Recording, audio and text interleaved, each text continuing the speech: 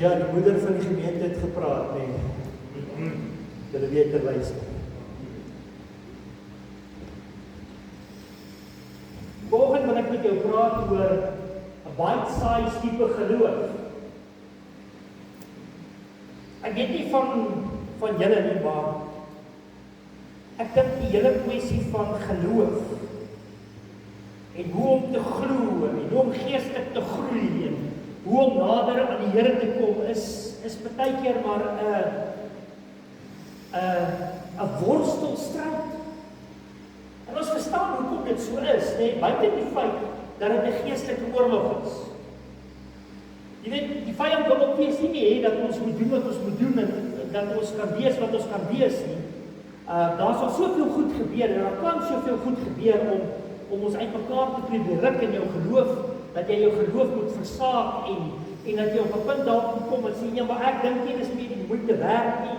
En jy weet, baie keer gebeur dit sodat jou eie familie, jou eie mense, partykeer ook nou nie altyd so mooi werk met jou nie. Partykeer wil jy in die pad stap, jy weet. Ek het al soveel keer gehoor mense wat regtig die pad wil stap. En dan sal daar nou 'n familielid wees wat hulle nou 'n bietjie uitsort en as hulle fout maak, dan sal hulle vir goed sê soos, so jy's 'n kind van die Here, nou kyk wat doen jy. Soos of hulle nou perfek is, jy weet. Ou hoor hierdie goed en jy hoor partykeer maar mense wat eintlik nie die Here wil dien nie, want die kerk sit vol skynheilige mense, maar weet jy dieselfde asem wat mense dit sê, besef hulle nie hoogmoedig hulle eintlik is om te kan sê ander mense is skynheilig nie. So hulle in die geval is beter as jy skynheilig is. So baie keer sê ons nog vir die ouens as hulle kom met sulke goed sê, maar dis reg, jy's welkom. Daar's plek vir nog 'n skynheilige een, jy weet. So daar's verskonings. Ek dink, hoeveel goed het jy al gehoor oor kerk en hierdie tipe van dinge nie. Dit is 'n challenge. Dis 'n uitdaging om by jou geloof te bly. Maar wat ek agtergekom is as 'n mens kyk na die Bybel en jy kyk na hoe die Here met die mens gewerk het van Adam en Eva, alles in die tuin, en hoe alles deurwerk aan die einde, waar alles ook weer eindig in 'n tuin, gaan lees maar die eerste 3 hoofstukke van die Bybel, en gaan lees bietjie die laaste 3 van die Bybel. En dan kyk jy hoeveel raakpunte is daar, dit is verstommend, as jy bietjie daai studie gaan maak. En jy begin agterkom hoe die skrif werk, en hoe jy alles van Genesis tot Openbaring in berekening moet bring. Dis hoekom jy alles moet lees. Ek het agtergekom, as 'n mens net met een gedeelte van die skrif, kom ons sê behebra, dan mis jy klomp. So as jy net in die begin van die Bybel vashak, het jy 'n probleem. As jy dalk miskien net in die Nuwe Testament voor Jesus se tyd vashak en in Jesus se tyd, het jy 'n probleem. As jy net in die tydperk nadat Jesus op aarde was met die uitstorting van die Heilige Gees vashak, het jy 'n probleem. Jy moet alles in oënskou neem vir 'n gesonde geloof. Dis hoekom dit belangrik is om as jy 'n gedeelte lees in die Bybel ook te probeer kyk, maar wat sê die res van die Bybel om 'n regte beeld te kry. So ek wil sommer net so in die begin van hierdie diens vir jou sê dat 'n mens, as dit kom by geloof, moet jy wyd kyk en wakker wees. En nie een van ons wat hier sit vandag, ek wat hier staan, kan vir jou sê, weet jy wat, ek weet alles, ek doen nie. Jy ook. En daai guru wat jy volg, dalk op YouTube of Instagram of wat is al hierdie goedes wat die ouens deesdae kyk, TikToks en goed, né? Wat maak asof hy alles weet? Hy weet ook nie alles. En ons moet maar versigtig wees baie keer vir die goed. Ek het daarom ons skokkende goed in my lewe gehoor, maar kom ons los dit daar. Die Here het elkeen van ons aan mekaar gesit op 'n spesifieke manier. Hy het vir almal van ons 'n bevattingsvermoë. Kom ons noem dit 'n bevattings of om soos wat jy dit sal ontvang, manier en vermoë gegee om seker goed te verstaan op sekere tye van ons lewe. As ek vat wat ek geglo het toe ek teologie geswat en toe ek net in die begin van die bediening, in die begin van my bediening gekom en hoe dit se deur gegaan het van gemeente na gemeente, en hoe dit die pad deurgeloop het van een vertaling na 'n ander vertaling van iets wat in die kerk gebeur het, jare terug tot hoe dit ontwikkel het en hoe dit nou is, kan ek vir jou sê, het ek 'n redelike wye spektrum van goed al beleef. Daar's goed wat ek beleef het waarvan jy nog nie eens gehoor het al. Wat in die kerk ook maar gekom en gegaan het. En so nou en dan maak hierdie goed 'n oplewing en dan sê, nee, ons het dit nie. Onthou jy dit is hoe dit gewerk het, daai herlewing, onthou jy dit. Weet jy wat, ek dink die Here beplan vir ons iets nuuts. Die Here beplan vir ons, sê prediker, alles wat was sal wees, maar die vorm waarin dit gaan kom, die vorm waarin die Here jou geloof, waarin jou geloof gegiet is uniek. Moet dit nie vergelyk met myne of die ou langs jou, of een of ander iemand waarvan jy gehoor het nie. Hy stap op pad met jou. Ek het gister so belewenis gehad om met die Here praat oor hierdie goed. Toe besef ek dit, eenvoudig. En dit was vir eintlik so bevrydend, net om hier agter te kom, weet die Here praat met jou. En ek weet die Here praat met jou. En ek weet hy het 'n plan met ons. En ek kan vir jou sê wat aan die einde gaan gebeur. Aan die einde gaan dit so wees, dat alles oukei gaan wees. Maak nie saak wat gebeur. Dinge gaan al heeltemal verder uit mekaar kom, en as met die woord sê, die einde gaan gebeur. Maar jy gaan oukei wees, ek gaan oukei wees. Hy sorg vir sy kinders, en hy het gesê, hy sal ons nooit begewe of verlaat. En daarby kan ons staan. Nou 'n bite-size tipe geloof, dis waar ek wil uitkom, jy weet, dit kan alles verander. En ek het agtergekom, dit is daai klein gedurende klein affirmations of bevestigings of verklaringe wat jy vir jouself uitmaak oor wie God is, wat jou geloof aan die gang hou en wat 'n magtige uitwerking kan hê. Daai klein goedjies, ons het baie gepraat oor dankbaarheid. Ek gaan nie meer daaroor praat nie, maar oor dankbaarheid, om byvoorbeeld op 'n punt te kom waar jy net kan sê, dankie Jesus. Want jy weet, aan die einde van die dag is dit al wat gaan oorbly. Dis net eenvoudig, aan die einde gaan ons net sê, dankie Jesus. Jy kan dit nou al doen, net daai dankbare lewe, dankie Jesus. Maak nie saak wat gebeur nie. Jy sien daai bite-size tipe geloof, daai klein affirmationkies, daai klein bevestigings en verklaringe. Goed soos, Here, ek weet nie wat hier gebeur nie, maar ek glo. Vader, ek vertrou U.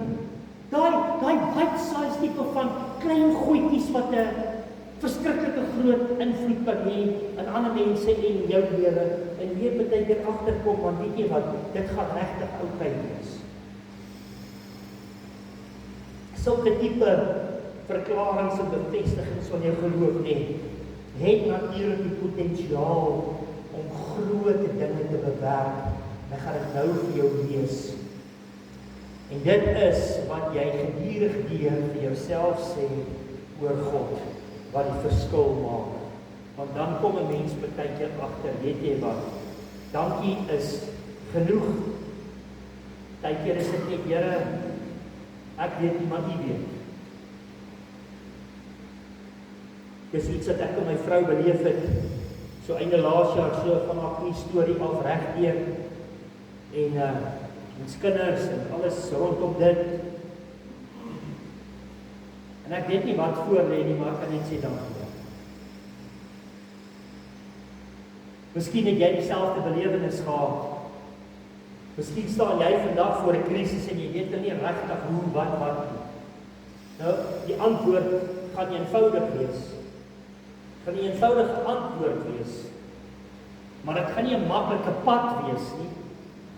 Maar dit is absoluut haalbaar as jy die beginsel daarvan volg.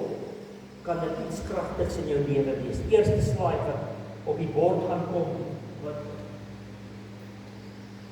noem ek sommer die regte soort geloof. Dit gaan oor die regte soort geloof en nie soseer die grootte van die geloof. Hoor mooi wat ek vir jou sê, die regte soort, nie die spesifieke grootte daarvan. Ek gaan nou vir jou lees. Die potensiaal, met ander woorde, en ek dink dit kom klaar in jou gedagtes om van die mosterdsaad byvoorbeeld. Al is dit klein, 'n mosterdsaadjie is klein. Al is dit klein, wat floreer, maak nie saak wat die omstandighede is. Jy sien, dit gaan nie so seer oor die kleinigheid van die mosterdsaad. Dit gaan oor die effek wat daai klein mosterdsaadjie kan veroorsaak. Dis waaroor dit gaan.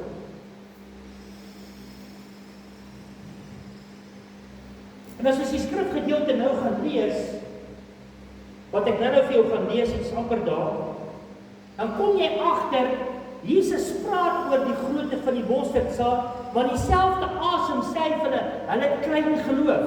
So hulle het klaar klein geloof, hulle het klaar mosterdsaad geloof, maar hoekom het hulle nou nog steeds geloof soos 'n mosterdsaad? So dit gaan nie net oor die grootte, is nie die groot storie, die soort, die mosterd, die feit dat dit die mosterdsaad is, en dit wat 'n mosterdsaad kan doen. Nou, ek het gehoor, hulle sê, dat 'n mosterdsaadjie is ook iets wat bietjie hammering en droogte kan vat. Dat is selfs iets is wat groot kan word, sodat voëls hulle neste kan maak in dit. Maar dit selfs so ook kan wees dat dit kan versprei. Ons sal nou sommer praat van die woordjie vervuil. Dit beteken as hy eers daar is, hy sal net eenvoudig aangaan. Nou dit gaan oor die effek, met ander woorde, van die mosterdsaad. Nie so seer die grootte spesifiek daarvan. Die volgende slide sê ek, ons is met ander woorde geplant in wie God is. En ek gaan dit nou vir jou alles lees in daai gedeelte van Lukas 17. Ons is geplant in wie God is en daarom is geloof nie iets nie, maar eerder 'n houding van klein en afhanklik wees. So baie keer dink ons, geloof is iets wat ek moet hê, wat ek moet bykry.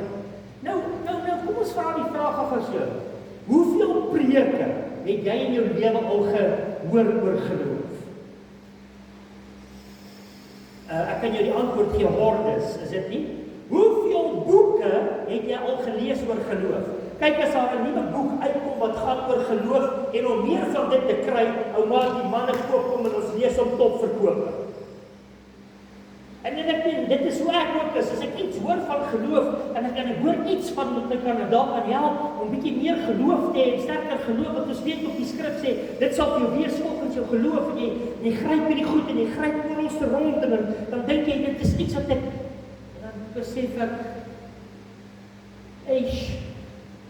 dit is nie so eenvoudig. So miskien skik ek dalk te wees so bietjie jou geloofspilare volg. Miskien het jy dalk al vir jouself uitgemaak en gedink, nee, ek weet wat dit is. Gee my net 'n kans. Moenie hard wees op my volgende. Ek het gestoei met hierdie woord. Dit kan ek vir jou sê. Lukas 7 is 'n gedeelte wat ek dink baie tipe prediking en selfs baie profetiese goed van ons dag bietjie uitdaag, want is alles behalwe wat ons normaalweg hoor. Lees saam met my wat sê Lukas 17 van vers 1 af. Lukas 17 opskrif Nuwe Lewende Vertaling sê: Jesus praat oor vergifnis, geloof en onbaatsigtige diens. Dis net 'n opsomming, né? Hoor wat gaan hier aan. Jesus het aan sy disippels gesê, dit is onmoontlik dat dinge wat mense laat struikel, nie oor julle pad kom nie. Dan word dit is, as jy nou dink, uitdagings van nie kom nie, dan maak jy die grootste fout van alle tye.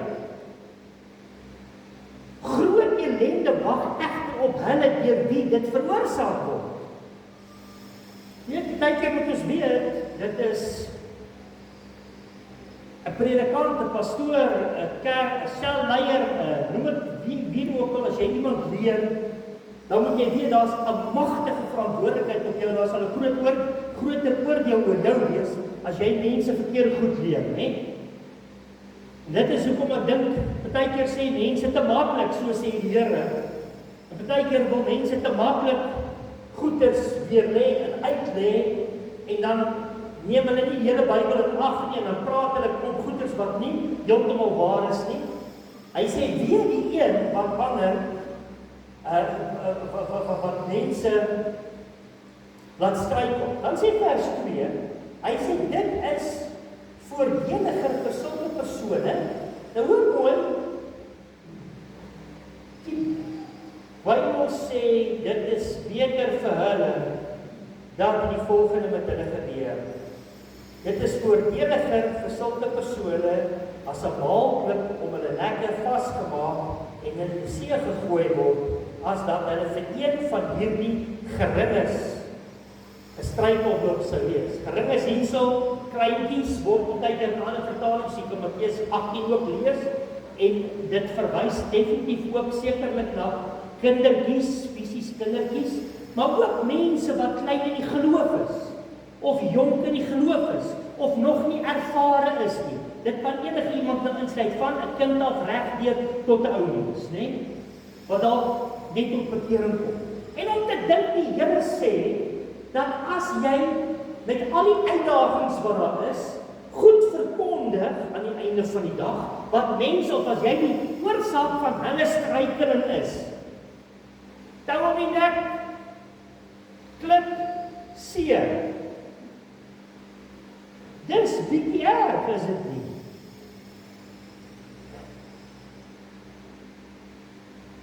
Ek dink in vandag se dae sal die seebodem dalk so bietjie oorbevolk moet raak, of kan raak, nee.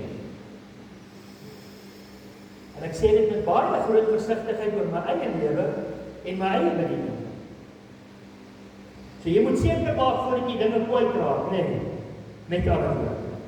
Dan sê vers 3, gee ag op julleself. As jou broer aanhou sonde doen, wys hom tereg. Wanneer maar ons mag niemand, ons mag nie mense aanvat nie. Jy weet, jy mag vandag nie jou vinger na 'n pastoor of enigiemand wys nie, want dit is 'n gesalfde van die Here, en die Here sê in sy skrif, jy mag nie aan sy gesalfde. Wie sê hy was in elk geval 'n gesalfde gewees? Jy seker hy was 'n gesalfde. Okay, maar that's besides the point. Jesus het hulle aangespreek, Paulus het hulle aangespreek, Johannes het hulle aangespreek, en hy het selfs name genoem vir die wat mense van die pad af leer. Ek sê ons moet rondloop en almal nou se lewe deur 'n sif gooi en almal wys hoe lyk dit en hoe sleg en hoe goed dit. Ek sê ons moet dit doen. Maar as my broer tereg wys moet word, en as die pastoor partykeer bietjie kwaai van die kansel af is. Nou weet ek, was laas Sondag, hoor ek, was ek baie kwaad. So sorry vir daai. Okay? As jy dit dalk so beleef, dit is jammer, okay. Maar ek wil ook nie hê. As die Here iets op my hart lê, ek beplan nie hierdie goed, dan moet jy dit maar hoor, en vat dit vir wat dit is. En ek sê dit weer met die grootste nederigheid voor die Here. Ek weet, aan die einde van die dag, as ek in die aand in die bed moet ek by hom verbykom, oor wat ek gesê het in die kerk. As jy hom natuurlik as hy tot inkeer kom, vergewe hom. Partykeer doen ons dit ook nie. Jy weet, ou kom reg en dan hou ons daai ding teen hom. Sou iets teen hom. Ja, onthou hy dit en dit. Die ou is al lank nie meer 'n alkoholist nie. Dan word hy nog Piet Doppies of so iets genoem. Dan moet ons vergewe, nee. Hy sê ook as hy 7 keer op 'n dag teenoor jou oortree, maar ook 7 keer na jou toe kom en sê ek is jammer, moet jy hom vergewe. Ek dink baie keer sê mense te min jammer. Ek het al baie gehoor hoe mans, vrouens praat van hulle mans en sê hulle, maar pastoor, hy sê nooit sorry. Ek het al gehoor mans sê, maar pastoor, sy sê ook nooit sorry nie. Wat sê groot, wat is so erg om te sê ek is jammer? As ek droog maak, sê ek my vrou, ek is jammer. Hoekom is dit so groot issue om te sê sorry? Nee? Okay? Ek gaan nie beklei, ek sê dit nie. En hoekom wil ons dan ook nie vergewe nie? Ja, ek weet nie, as jy nie vergewe nie, het jy nog 'n handvatsel op daai, nee. Maar dit is so asof jy ook nog 'n bietjie uitsorg. Vergewe man, dan maar ek voel nie, vergeet voel. Die skrif sê vergewe. En ja, partykeer as mense nie eers daai stap gedoen het om te sê ek vergeet jou, dan kom jy los, hoe voel jy nie so? Wat doen net eenvoudig wat die Bybel sê? Nou, bly by my. Dis baie goed wat ons kan sê. Die apostels het toe vir die Here gesê, help ons. Want hier praat hy oor vergifnis, en hier praat hy oor mense wat struikelblokke in die pad van ander lê, en hier, dis ook goed wat hy noem, en om jammer te sê, hoor wat sê die apostels, hulle sê die apostels het toe vir die Here gesê, help ons het meer geloof nodig. Hoeveel keer het jy al vir die Here gesê, Here, help my, ek het my geloof is bietjie min, help my, ek het meer nodig. En hier antwoord die Here het gereageer, al sou julle maar net 'n geloof so klein soos 'n mosterdsaadjie gehad het, sou julle van hierdie moerbeiboom gesê, ontwortel jouself en gaan verplant jou in die see, hy sou julle gehoorsaam. En ek dink dit is een gedeelte, en selfs die gedeelte wat die berge verskuif in die mosterdsaad geloof, wat die meeste misinterpreteer word, seker van al die gedeeltes, of van baie gedeeltes in die Bybel. Kom ons vat nie alles maar van baie gedeeltes. Jy dink net hierdie bietjie geloof kan die berg skuif, net hierdie bietjie geloof kan hy boom skuif. En dit gaan nie oor daai klein stukkie, dit gaan oor die diepe geloof. Want dit gaan oor die potensiaal van die mosterdsaad, nie soseer sy grootte nie, al is hy baie klein. Wat aan die einde van die dag, die berg, wat die probleem is, skuif, dit is nie 'n fisiese berg nie. Dit is nie 'n fisiese moerbeiboom nie.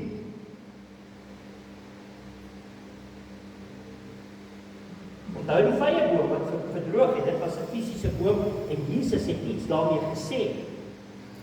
Maar jou probleme, jou uitdaging, dis hoekom hierdie gedeelte begin met dis onmoontlik dat daar nie uitdaging sal wees nie. Of goed wat jou sal probeer laat struikel nie. So hierdie tipe geloof is 'n spesifieke tipe geloof en dit word beskryf in hierdie gedeelte. Hy sê verder, hy sê as een van julle 'n slaaf het wat besig is om te ploeg of om diere te versorg, sal hy aan hom, en hy verduidelik dit nou. Dit klink daar in 'n snaakse storie, maar dit verduidelik dit presies. As een van julle 'n slaaf het wat besig is om te ploeg of om diere te versorg, sal hy aan hom, wanneer hy van die land af kom sê, kom eet gou saam? Vraagteken? Nooit nie. Hy sal aan hom sê, maak iets gaar vir aandete, bind jou klere vas en bedien my terwyl ek eet en drink. Eers daarna gaan jy self eet en drink. Hoe unfair is dit? Dis verskriklik unfair. Hierdie ou het die hele dag hard gewerk, geploeg, diere opgepas, alles, hy's 'n slaaf, hy kom, en dit is nie, eet gou ietsie, drink gou ietsie, dan, hy sê, nee, jy is nie klaar nie, maak gou kos, ek gaan eers eet, ek gaan eers drink, en dan kan jy maar ietsie kry.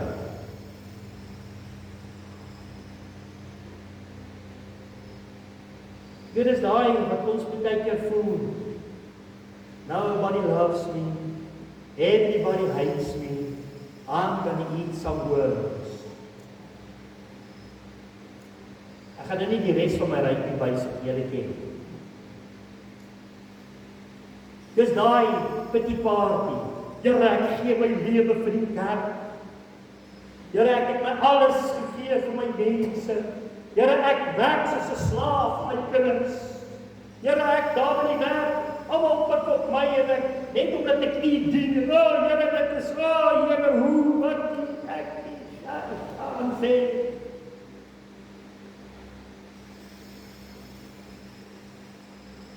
Jesus sê, hy sê, dis wat moet gebeur. Hy sê, dit is hoe dit moet wees. Verstaan jy hoekom hy so 'n bietjie geworstel het met hierdie stuk? Miskien worstel jy dalk so 'n bietjie met hierdie stuk nou.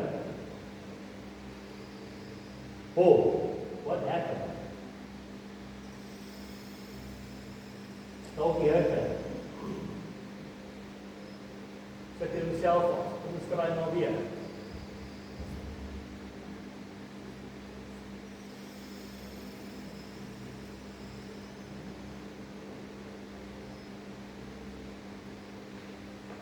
Weet my iets het net bietjie warm geword, kom ons gee mekaar. So ons sien hierdie hele, voordat voor die volgende slide kom sal hy reg wees. So ons sien hierdie hele storie is eintlik maar 'n moeilike storie, né? As in vers 9, 'n slaaf wat sy opdragte uitgevoer het, ontvang mos nie dank nie. Niemand sê nooit vir my dank nie. Kry nie erkenning. Weet jy wat? Hulle het nie eens vir my dankie gesê nie.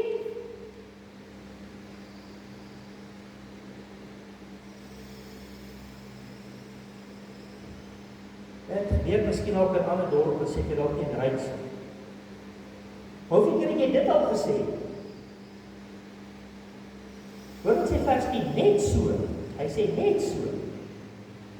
Net so. Is dit ook die geval met julle? As julle alles, hoor mooi, gedoen het wat aan julle opgedra is, sê dan. Hoor wat jy moet dan, wat moet jy dan sê? Ons is net niks werd slawe. Ons het bloot uitgevoer wat ons moes doen. Kyk, as jy dit nou, dit wat ek nou net gelees, as jy dit nou vir 'n tiende nou sê, hy sal jou bestraf.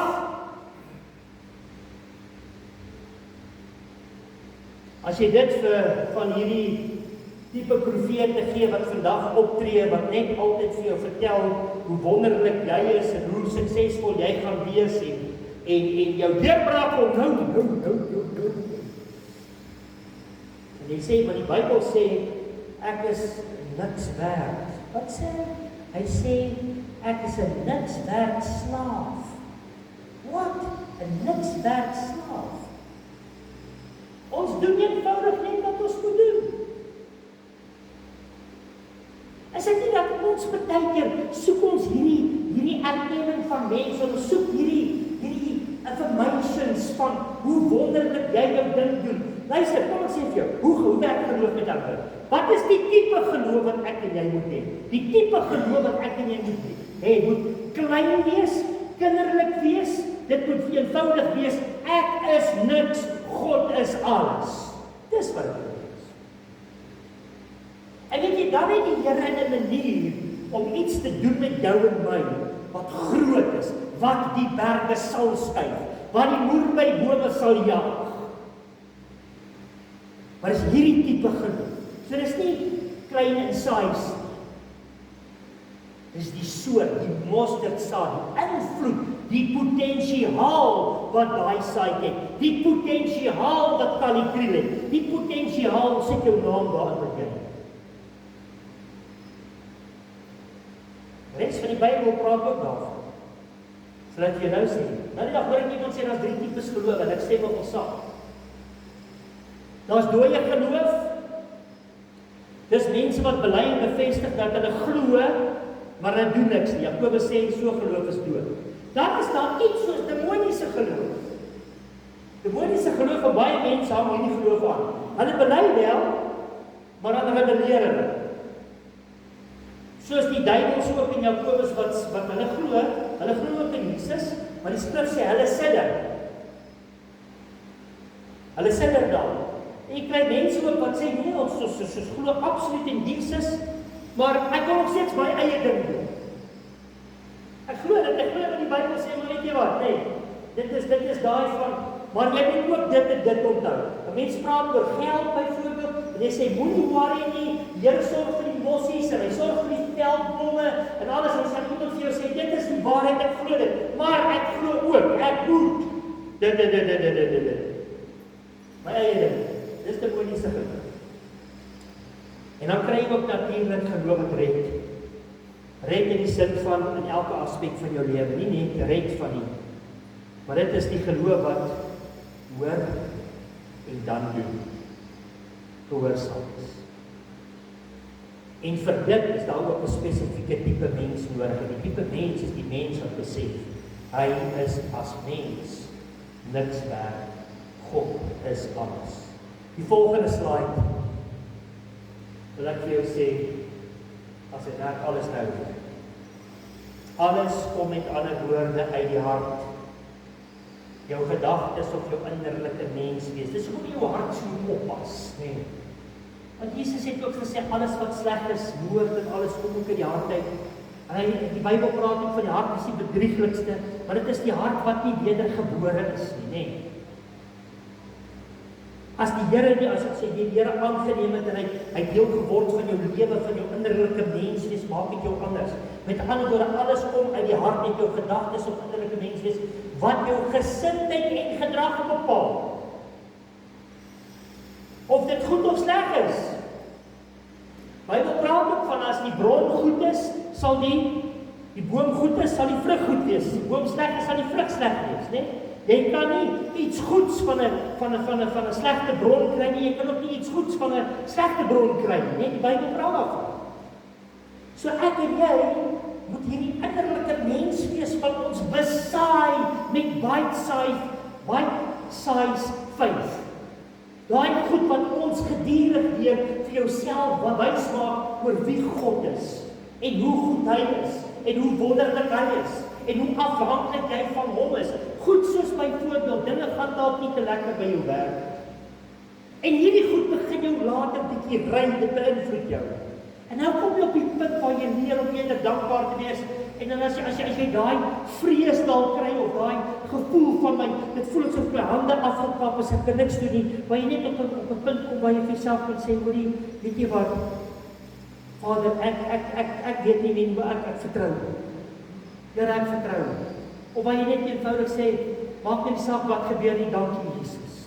Jy sien daai bite size nie, dis die tipe, nie die size wat jy.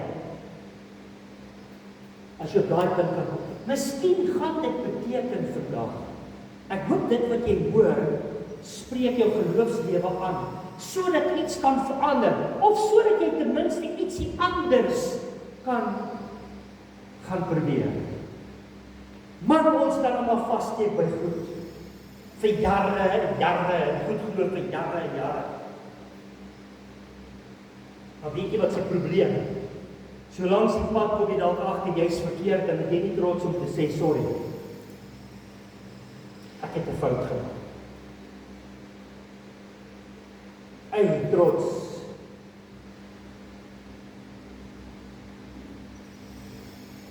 So met ander woorde, dit waarvoor jy jouself oopstel in hierdie lewe bepaal jou fokus wat op sigself jou drywer word en wat jy dink sê moet. Jy sien, hierdie tipe geloof waarvan ek nou praat, vat vir my en vir jou op 'n plek waar God alles word.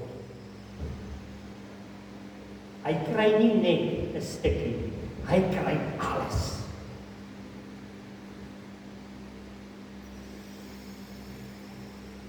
As jy net 'n spesifieke tyd van die dag wat hom behoort, nie alles behoort. As jy net, en ek weet die skrif sê, ons is ook vriende van God, ons is kinders van God, maar met 'n slaafgesindheid van klein en afhanklik voor God. Dit maak die verskil. Dit is baie keer nie die goed wat ons altyd hoor.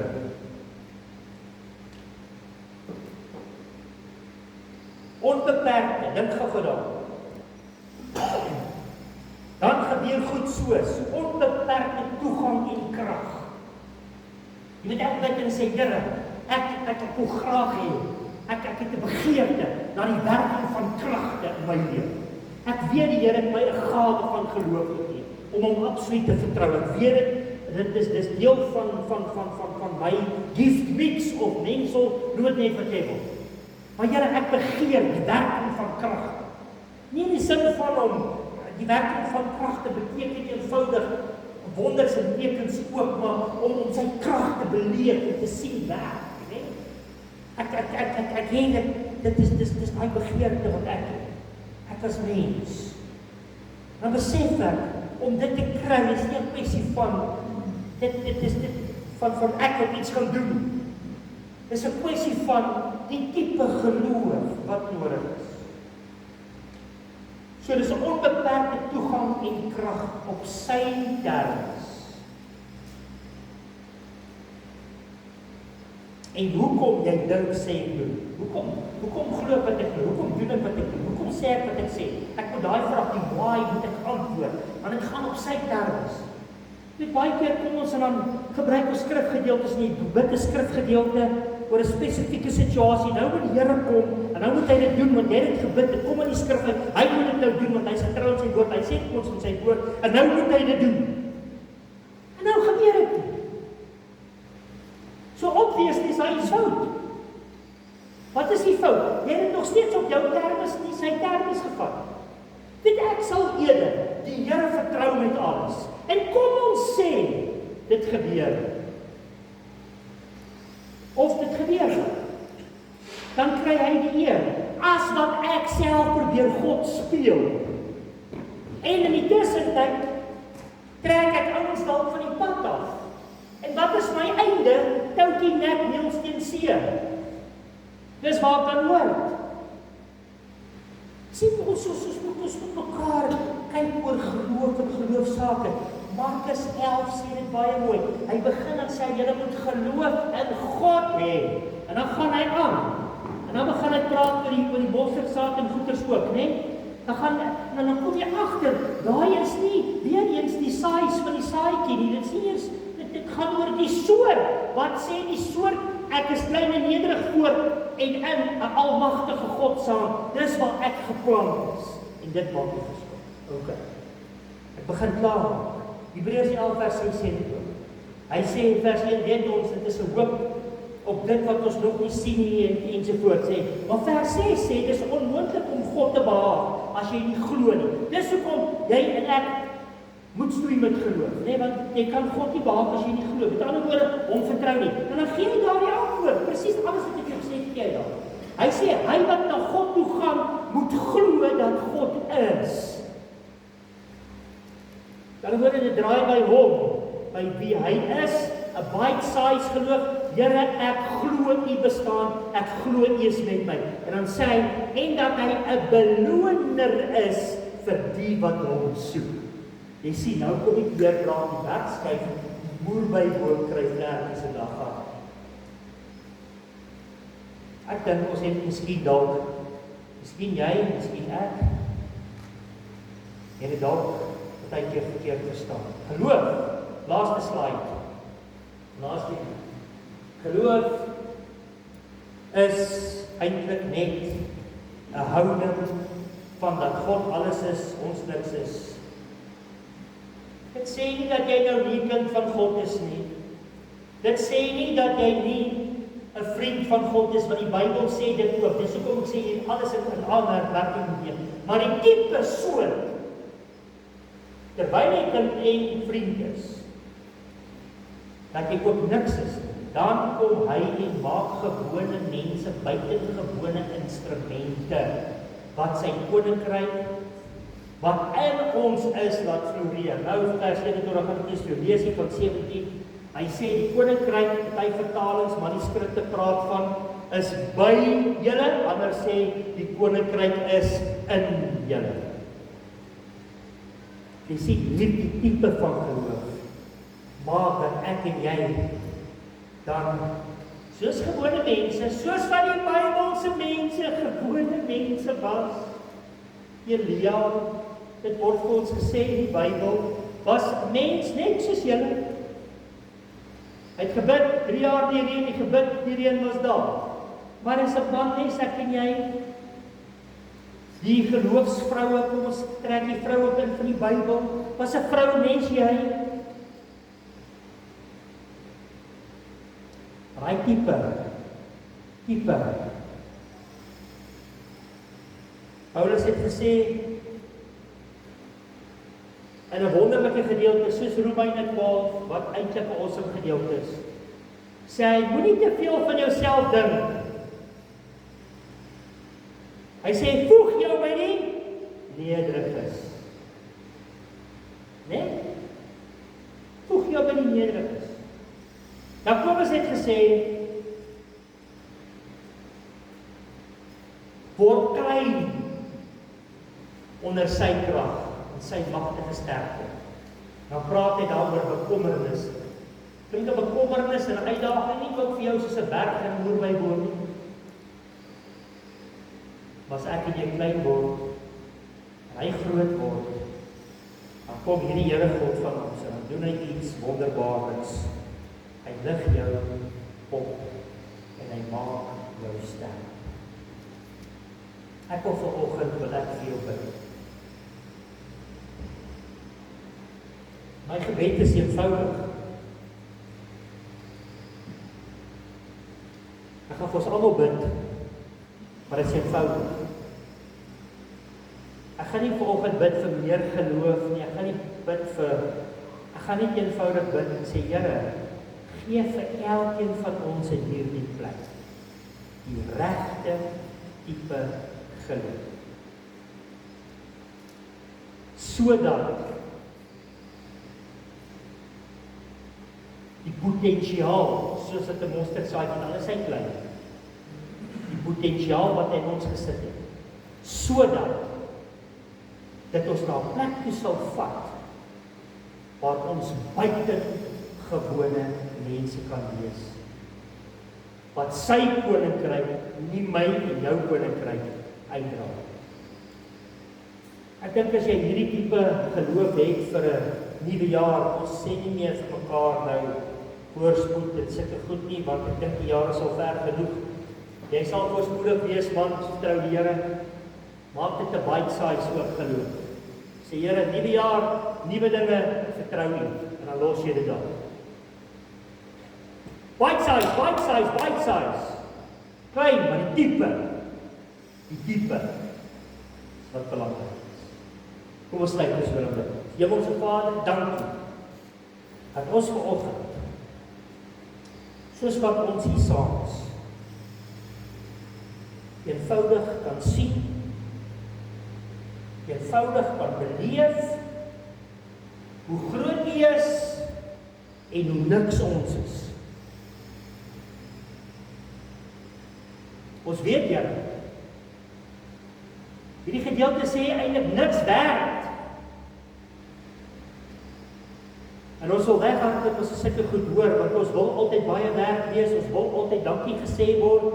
Here, ons wil altyd hê, almal moet ons vergewe, partykeer vergewe ons die eerste, ons wil al hierdie goed, en alles is in konteks hier, van die mosterdsaad en die tipe geloof. Here, help ons om te vergewe, help ons om dankie te sê, help ons, Here, om mekaar raak te sien, help ons om alles te gee, Here, voordat ons selfs eers na onsself kyk. Want U is ons meester, U weet wat ons nodig het, en U sal ons maak, dan dit wat nodig is. Help ons om hierdie tipe van 'n bite-size geloof te hê, wat berge sal skuif in die naam van Jesus. Nou bid ek vir elkeen van my boeties en sissies in hierdie plek. En ek bid vir ons almal, Here, dat ons almal die regte tipe geloof sal hê. Geloof van eenvoudig klein en nederig en afhanklik voor U te wees.